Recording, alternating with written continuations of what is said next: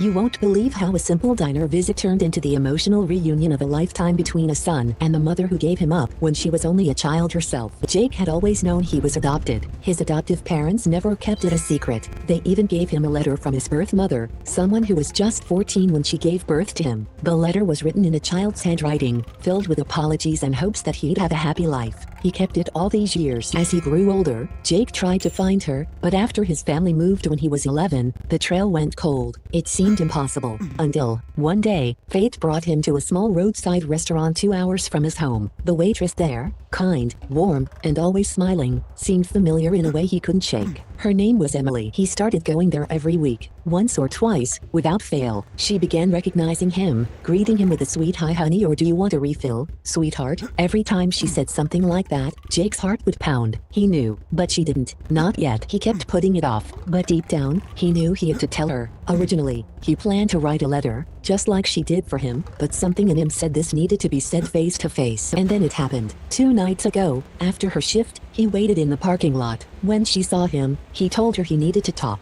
He apologized for not saying something sooner. Then he pulled out the letter. She took one look and broke down completely, sobbing, screaming, holding him, then asking if it was okay to hug him. Of course it was. They held each other, both crying in the dark lot. At one point, her knees gave out and Jake had to keep her upright. Then she said, "Look how big you got." That hit him the hardest. Emily insisted on reopening the restaurant, even though it had closed at 11. They sat down with coffee and pie and talked for hours, until almost 2 in the morning. She told him that the second time he came in, she had a feeling it might be him, but she pushed it down. She had spent years seeing kids his age and wondering if they were him, crying in public, spiraling into depression. She couldn't let herself go through that again. She told Jake he looked exactly like his birth father, Chris. Apparently, Emily and Chris had agreed to stay in contact in case Jake ever found one of them. Chris had wanted to keep him, desperately, but they were kids. They had no choice. He never left anything behind because he couldn't bear the idea that he might never see Jake again. That night, Emily asked Jake everything, if he was happy, if he had good parents, if his childhood was okay.